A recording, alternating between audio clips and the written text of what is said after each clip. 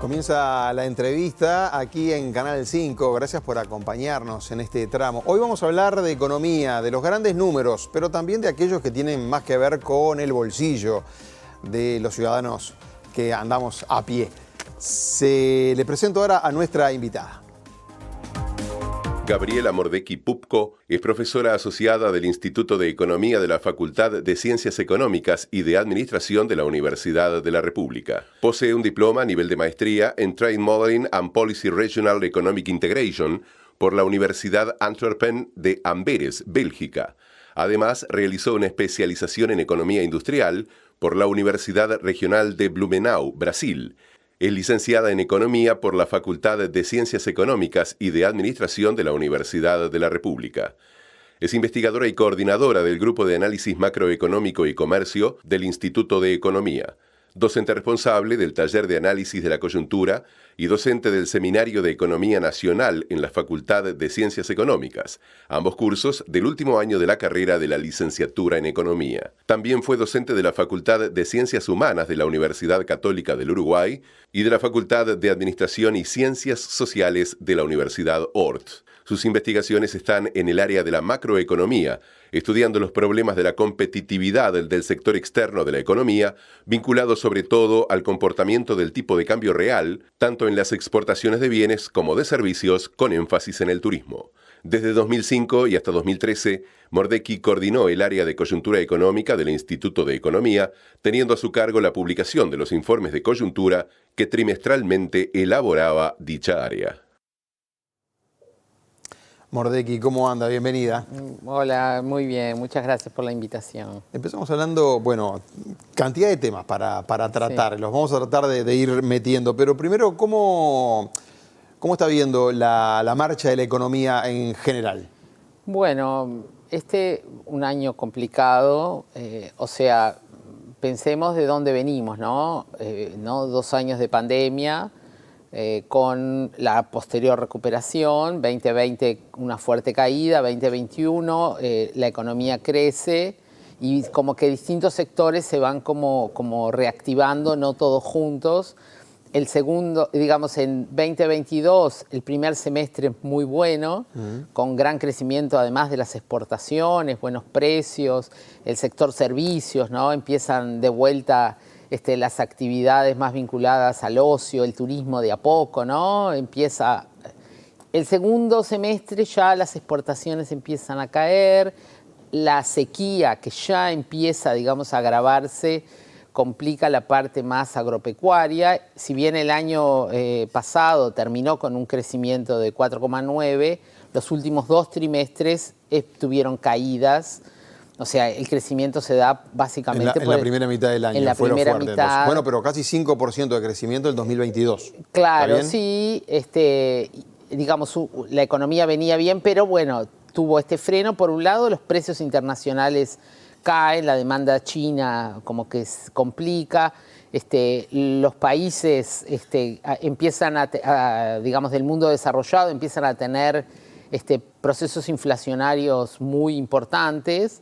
Y entonces empiezan a subir las tasas de interés y bueno, eso complica el mundo porque frena las economías, claro, digamos, más desarrolladas y bueno. Una política más restrictiva, como se dice. Claro, y ellos son los que determinan, digamos, de última los precios internacionales a los que Uruguay exporta. ¿Y este año, 2023? Bueno, año... Ya pasó la primera parte, bueno, si se quiere. Los datos que tenemos son del primer trimestre, en realidad, cerrado, donde hubo como, digamos, se contrapone el tema de la sequía y sobre todo la caída del sector agropecuario con una muy buena temporada turística, la primera, digamos, sin restricciones, con, digamos, en ese sentido la sequía hasta que ayudó, ¿verdad? Porque tuvimos un clima fantástico para las vacaciones, ¿no? Muchísima gente. Sí, mal por un lado y bien por otro. Retomó, digamos. Bueno, sí, Argentina, nuestro principal cliente, complicado, pero igualmente tuvimos un ingreso importante de turistas argentinos.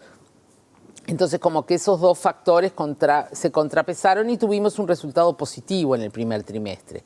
Pero bueno, el segundo trimestre, que es el que ya terminó en realidad de pasar, porque verdad termina en junio, como que la sequía que todos esperábamos que se fuera aminorando, se mantuvo con todos los otros problemas que, sobre todo en el agua potable, ¿verdad?, de Montevideo y zona metropolitana, que todos estamos experimentando, pero desde el punto de vista del país, eso también afecta a la producción de muchos sectores, complica, y el sector agropecuario que sigue como atravesando estos problemas, ¿no?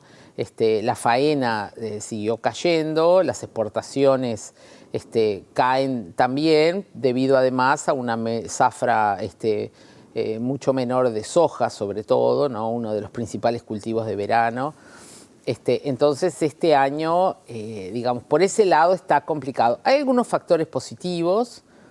Empieza en abril la actividad de la nueva planta de UPM. Eso va a mover un poco la aguja a fin de año, digamos, ¿no? O sea, a lo largo del año vamos a ver un impacto positivo en la actividad industrial y luego, unos meses, las exportaciones también empiezan a reflejar ese incremento y eso es como un escalón, ¿no? Ahí eso lo vamos a ver la mitad este año, la mitad el año que viene, pero eso va a tener un factor dinamizador importante.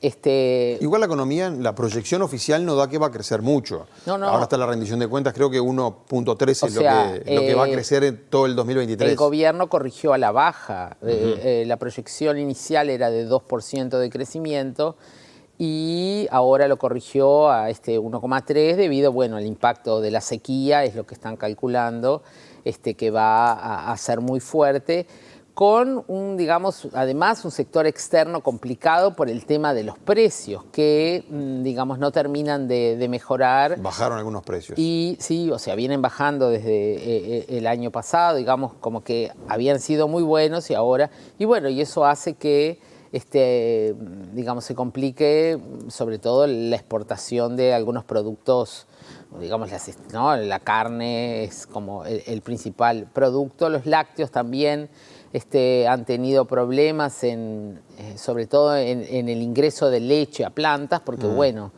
la sequía también afecta. Sí, creo que el sector arrocero fue el que anduvo el arroz bien, fue, digamos, ¿no? De los cultivos de verano, fue el que tuvo un rendimiento muy bueno, porque bueno, no depende de que llueva, ¿verdad? Tienen el agua represada, la utilizan. Su propio sistema de riego. Ahora el tema es que tiene que llover para que eso se vuelva a llenar para tener para digamos, los cultivos del año que viene, ¿no? Y en la rendición de cuentas que presentó el gobierno ahora, la última rendición de cuentas de este gobierno, no sé si ya la pudieron leer usted o por lo menos empezar a bichar ahí en la Universidad de la República. ¿Qué sensación le queda? Porque vio que a veces se dice que el último tramo y año preelectoral se afloja la canilla, se abre la canilla, a ver si se puede ayudar un poco más. En este caso, como fue, no parece que fue venga media por austera ahí. también. Sí, bueno, porque digamos que si uno mira el resultado fiscal que está teniendo el país, digamos, también ha ido empeorando. Tuvimos como un mínimo de déficit a mediados del año pasado de 2,5% del PIB y en el último resultado ya está en 3,8%. O sea, toda esta merma, digamos, en la actividad económica impactó en la recaudación impositiva. Bueno, pero el gobierno lo había recibido un déficit de 5 puntos cuando empieza este gobierno. Sí, bueno, 4,5. Baja a 2,5, ahora está en 3,8. 3,8, pero bueno, el compromiso del gobierno había sido, digamos, en la primera, digamos, cuando expresa los motivos, y como que ha sido el principal objetivo del gobierno el mejorar las cuentas públicas. Ahora empezaron a empeorar debido, por un lado, a la caída de los ingresos, ¿no? Debido a la menor actividad económica, y luego al compromiso que el propio gobierno asumió de mejorar los salarios públicos, que también van a pegar en las pasividades el año que viene. Entonces eso es más gasto, y en una situación de ingresos, digamos, cayendo o estancados, bueno, empeora el resultado. Entonces, en esa situación, proponer aumentar otros gastos, como que, digamos, dado este objetivo, no aparece. Sí tiene el gobierno como a favor que el fondo COVID, que estuvo hasta el año pasado, que fue como 0,7% del PIB, este año no va a estar. Pero bueno, ahora están creando otro fondo para el Sí, tema un fondo de la... emergencia hídrica, que fue aprobado hoy en el Parlamento. Le quiero preguntar también, porque el otro día, a ver si la podemos ver, tenemos a la ministra de Economía, Azucena Arbeleche, el otro día fue al Parlamento a entregar precisamente la rendición de cuentas y allí a la salida habló con los periodistas y presentó 3, 4 puntos como las grandes líneas. La semana pasada, por decreto, hemos anunciado, hemos hablado de la emergencia hídrica y hemos hablado enseguida de que vamos a tener todos los fondos necesarios para hacer frente a esta crisis hídrica. De alguna manera, desde el punto de vista del manejo de los recursos públicos, queremos transmitir a la población, transmitimos a los ciudadanos que el encare que estamos haciendo de esta situación de emergencia es muy similar al encare que habíamos hecho en su momento con la pandemia. Estamos dando la certeza que los recursos para tomar medidas, en la medida que el Ejecutivo, que el Gobierno Nacional estime conveniente, van a estar presentes. Por eso es que estamos creando que por ley creamos el Fondo Hídrico de Emergencia y el Fondo de Emergencia Hídrica, y también es que estamos enviando esta carta que habilita el aumento del endeudamiento del Gobierno central. ¿Eso está incluido dentro del proyecto de rendición, entonces? ¿El aumento de endeudamiento está proyectado dentro de...? Exactamente, el aumento del endeudamiento neto del Gobierno central es parte de la rendición de cuentas y estamos presentando, por otra parte, la carta que habilita, de acuerdo al artículo correspondiente de la Ley de Urgente Consideración, el 699, que prevé que en los casos de emergencia, como la que tenemos ahora, se puede aumentar el endeudamiento del Gobierno central en un 30%. Sobre eso, Mordecki, le quería preguntar, aumentar el techo, o sea, se va a pedir más plata afuera para tratar de solucionar algunos problemas acá, digamos, pero ¿qué pasa con el déficit fiscal también, no? Sí, bueno, en realidad el incremento del endeudamiento en sí depende en cómo se gaste, cuándo se hagan las colocaciones, digamos, eso habrá que ver, digamos, cómo se da en el transcurso, ¿no? En la medida que el gasto aumente y no haya recaudación, bueno, aumentará el déficit.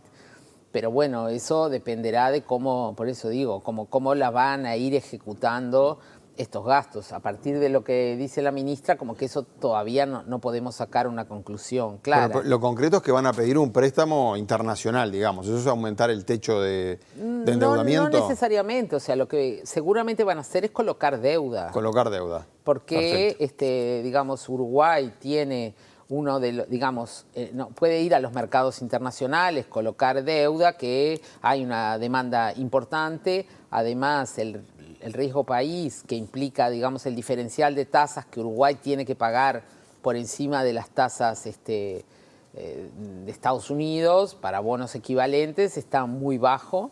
Uruguay ha mejorado la calificación en algunas de las agencias y nada, está menos de 100 puntos básicos, lo que implica menos de un 1% por encima de las tasas internacionales. Entonces es conveniente para Uruguay tomar crédito. El tema es después, bueno, cómo lo gasten, eso dependerá de cómo se refleje. Bueno, yo creo que las necesidades que el país está enfrentando, digamos, son difíciles de predecir en cuanto a la crisis hídrica. Parece como que la cosa es grave, que los gastos son imprescindibles, son elevados, ¿no? Como las obras que están para la haciendo. Estamos hablando de represas, estamos hablando de claro, obras de emergencia, además que se terminan haciendo sin licitaciones, capaz que se paga más caro porque, bueno, se precisa la rapidez. Entonces ahí habrá que ver, digamos, cómo se termina reflejando en los números, ¿no? Eso dependerá de cómo lo vaya manejando el Ministerio de Economía. ¿Qué pasa con el dólar en Uruguay? ¿Por qué no sube? Sería la pregunta. No sé si tiene que subir, pero bueno, los exportadores lo reclaman, lo piden siempre un dólar más caro. Sí. A otros les sirve tener un dólar más bajo también, hay que decirlo, ¿no? Sí, bueno, el tema del dólar es para Uruguay siempre es un tema muy importante porque la economía uruguaya es muy dolarizada.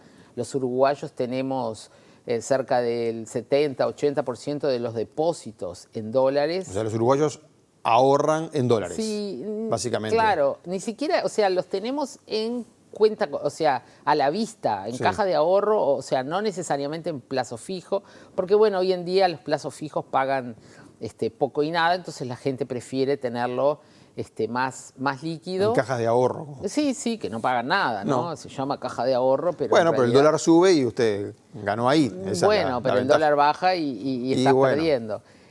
son los pero riesgos. el uruguayo como que se acostumbró, ¿verdad?, a ahorrar en dólares, pensar en dólares, es difícil esa ecuación. El propio Estado, al revés, el Estado es deudor en dólares, ¿no? Hablábamos de colocación de deuda. Sí. Aproximadamente la mitad de la deuda que Uruguay tiene está en dólares, entonces si el dólar baja, el Estado se beneficia porque en pesos debe menos, el costo de, digamos, de los intereses también disminuye.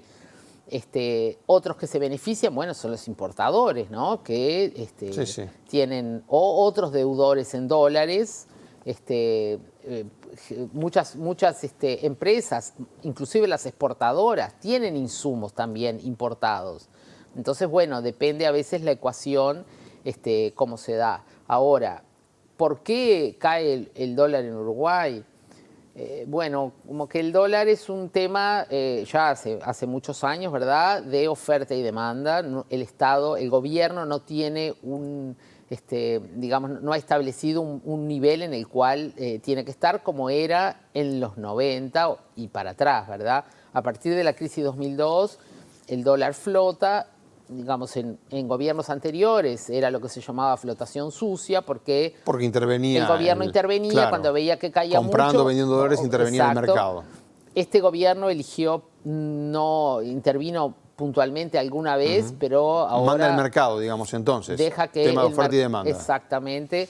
Y bueno, entonces Uruguay, sobre todo el año pasado, tuvo un ingreso muy grande ¿no? Yo comentaba, las exportaciones aumentaron en forma muy relevante, dólares que ingresan a la economía. Las obras de UPM, de lo que estábamos hablando, que fueron durante varios años también, ¿verdad? Es una empresa extranjera, toman crédito en dólares y luego precisan los pesos para pagar los salarios, para pagar los insumos, los servicios, etcétera. Entonces, digamos, todo ese flujo, eso hace que, ¿verdad?, la posición vendedora del dólar gane y el dólar tienda a bajar, cuando en el mundo el dólar se estaba fortaleciendo, sobre todo por el proceso de subas de tasas de interés que había empezado. Este año esa situación cambia en parte porque Estados Unidos, sobre todo, y la Unión Europea también, enlentecen el incremento de las tasas. Se empieza a hablar de que tal vez hay recesión en el mundo desarrollado, por ahora no, pero eso, digamos, hace que el dólar como que pierda frente a otras monedas, entonces se empieza a apreciar, por ejemplo, el real brasileño también, ¿no? Entonces Uruguay, claro, lo agarra ya con un dólar. Ahí es cuando se dice que Uruguay se descalza y pierde competitividad. Y bueno, digamos que depende con quién uno lo compare, ¿verdad? O sea, lógicamente que el exportador lo que mira es la ecuación, yo tengo tantos dólares y cuántos pesos me significan. Y eso, bueno, ahí pierde. Después, cuando uno mira contra distintos socios comerciales, bueno, depende un poco de la evolución. Claro, tenemos a Argentina enfrente, que ha tenido una evolución de su tipo de cambio y de sus precios, digamos, al alza todo el tiempo. Sí. Que complica mucho la situación de muchos sectores, toda la frontera, bueno, ¿verdad? Sí, la frontera nuestra está tremendamente pero afectada, también ¿no?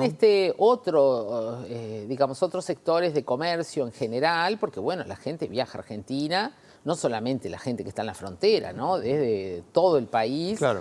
Y ya los números de gasto turístico de uruguayos en el exterior casi que está igualando al ingreso, digamos, de divisas por turismo, lo cual, digamos, muestra que, bueno, si lo compras en Argentina no lo vas a comprar acá, la ropa, los calzados, no sé, el paseo, el ir al teatro, el salir a comer. Y ahí no se puede hacer mucho, porque con la situación de Argentina, digamos, con el dólar no se puede hacer mucho, con la situación de Argentina. No, ahí es menos. difícil, es bastante complejo esa situación, pero digamos que eso también hace que desde el lado de Uruguay sí se pierde competitividad con muchos mercados, no con todos, pero en ese sentido está complejo. ¿Qué pasa con el dólar y la inflación? Hoy salió el dato de inflación, ahora lo Sí. vamos a ver. Pero el dólar el valor que está hoy, abajo de 40 pesos, ¿no?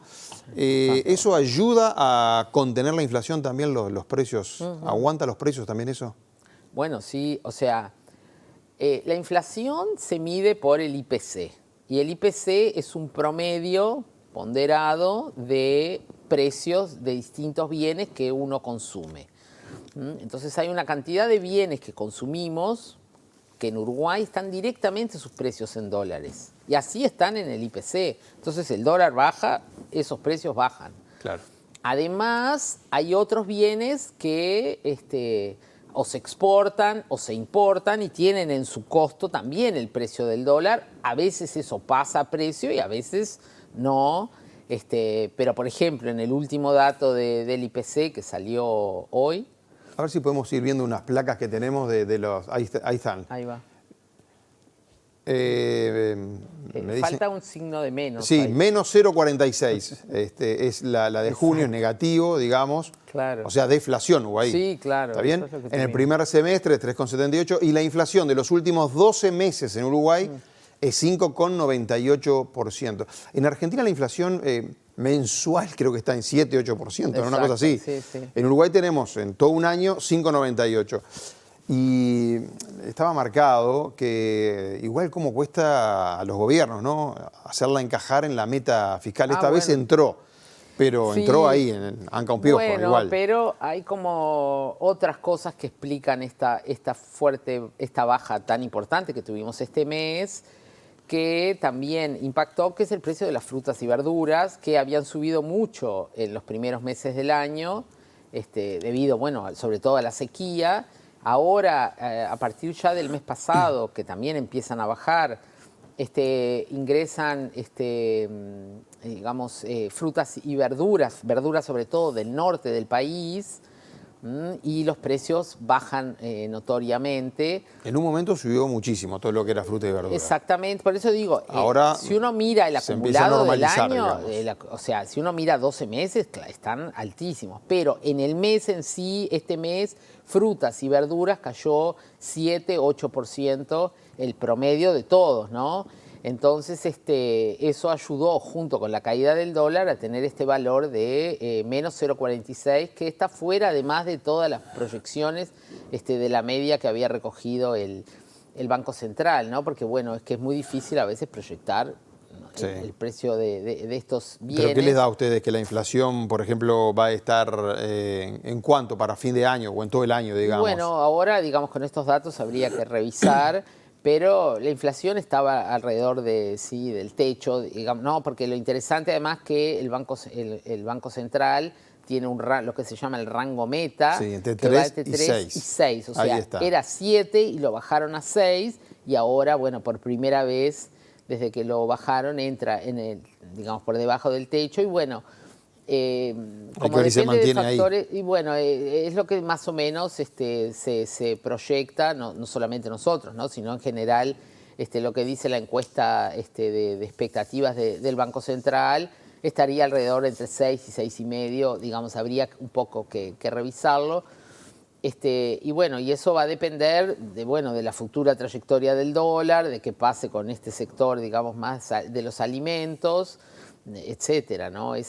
También de lo que pasa con el petróleo, porque otro factor positivo es que también bajaron los precios de los combustibles. Sí, bueno, está la guerra, además que no la hemos mencionado, en el mes anterior. ¿no? Bueno, pero como que Porque la guerra en un momento subió mucho los precios de los combustibles, sí, pero eso como nafta que se volvió y gas. claro, pero eso como que se normalizó. Bajó y los después. precios han bajado bastante. El mes pasado, inclusive eso se tradujo en una baja de los combustibles en Uruguay. Para este mes los precios quedaron igual, pero bueno, hay que ver qué es lo que sucede. Este es un mercado también bastante impredecible de qué es lo que pueda suceder. Bueno, como pasó lo de la guerra, pueden pasar otros sucesos que nadie prevé y que, bueno, es una variable que Uruguay no controla. La baja igual del dólar también ayuda a que en definitiva nosotros pagamos en pesos el precio del combustible. Claro. ¿No? Entonces, bueno, también Sí, se después abarata. ANCAP lo paga en dólares, pero o sea, Claro, bueno, necesita pero menos pesos, digamos, para comprar un PPI, dólar. digamos, ¿no? Cuando se calcula los precios de paridad de importación, también tienen en cuenta la evolución del dólar en el periodo, ¿no? Entonces, eso también impacta. Entonces, ¿qué es Así lo que el puede- dólar bajo tiene sus ventajas para la economía, Bueno, para sí, sectores de gente, no para los exportadores, que eternamente se quejan los exportadores, ¿no? Los Del valor exportadores, del dólar. bueno, digamos que afecta su rentabilidad, más Sí, allá, siempre. Digamos, un dólar más alto mejora su ecuación. Sí, sí, está bien. Esa es una realidad. ¿Qué pasa con los salarios? Se está en plena negociación, pero ahí, porque está todo muy enrabado siempre acá, ¿no? Los precios, salarios, empleo. Y bueno, sí, ¿por qué? Digamos que, ¿por qué es tan difícil, tú me preguntabas, bajar la inflación? Y bueno, porque vivimos en una economía muy indexada, o sea, nosotros estamos acostumbrados a tener inflación y tenemos nuestros mecanismos de defensa. Uno de ellos es la negociación salarial, que permite que los trabajadores puedan, ¿no? Depende del sector, pero en general los del sector privado 2 veces por año tener un reajuste que les permita recomponer, digamos, el efecto que tuvo la inflación en sus ingresos y a veces tener algunas ganancias de salario real por productividad o ahora Sí. por, digamos, compensando la caída que hubo Lo que en se los perdió. primeros 2. Claro, lo que se perdió. Entonces, bueno, ahí dependerá de cada sindicato, como negocio y cada sector, cuál sean digamos, en qué momento esté para poder dar o no todo a lo cual se comprometió, ¿no? Claro, está la promesa de gobierno de recuperar salario al final del periodo, pensando que hubo una pandemia, que no hay que olvidarse, después la guerra que sigue, que también tuvo su incidencia, la sequía que también sigue acá en la vuelta. Digo. Sí, sí. Ahora, para aclararlo bien, porque a veces uno dice vamos a recuperar salario. Bueno, si yo ganaba 10 pesos en 2019, todo este otro periodo pierdo y después me lo suben acá, yo todo lo que se perdió, se perdió. Estamos de acuerdo en eso. Lo que se perdió, se perdió. Eso Vuelvo no al 2025 a ganar lo que ganaba en 2019, pero lo que quedó en el bueno, medio... Sí, en términos reales, ¿no? Sí, o sea, sí. en poder de compra de nuestro salario.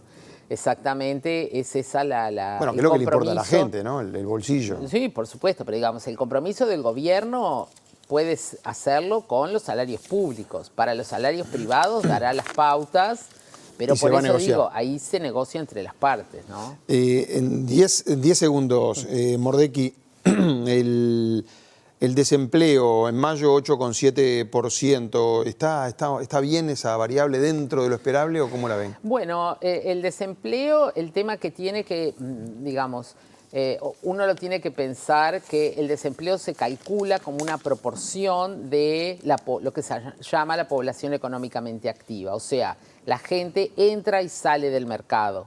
Y entonces, eso es el denominador. Entonces, el porcentaje en realidad, a veces cuando aumenta el desempleo es porque hay más gente buscando. Si bien aumentó el empleo, no alcanza para toda la gente que ingresa. Entonces, estamos desde la pandemia, la cantidad de gente, digamos, mucha gente se había retirado del mercado y ahora volvemos a tener más o menos el mismo porcentaje de población económicamente activa que teníamos en febrero del 2020.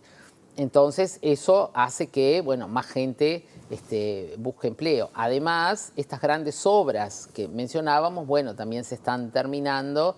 Y ahí hay una cantidad de gente que ya sabía que ese empleo tenía digamos, Sí, esa en la construcción temporalidad. siempre pasa eso, digo, La ¿no? construcción pasa eso, está el seguro de desempleo, pero bueno, mucha gente que empieza a buscar empleo nuevamente y entonces, bueno, sobre todo en algunos departamentos se va a ver alto el desempleo, pero bueno, creo que el mercado de trabajo en ese sentido está reaccionando bastante bien. Otra variable bien importante que es la informalidad, ¿verdad? De la cual hablamos mucho en la época de la pandemia, cayó al 20%, era 25%, cayó al 20% y ahora más o menos se ha mantenido, lo cual eso es bueno también porque, bueno, quiere decir que los trabajadores tienen resguardo, tienen sus aportes, ¿verdad? Que es fundamental y bueno, y si tienen un suceso de un periodo sin empleo pueden tener acceso a los seguros de desempleo. Mordecki, gracias por haber venido a la televisión pública. No, bueno, gracias a ustedes. Y por la mucha suerte ahí invitación, en su trabajo y en la Universidad de la República, obvio. Gracias. Que pase bien, de verdad. Amigos, dejamos por acá la entrevista. Ojalá que les haya gustado y que les haya servido para aprender sobre la situación económica del país. Que pasen bien, gracias, buenas noches.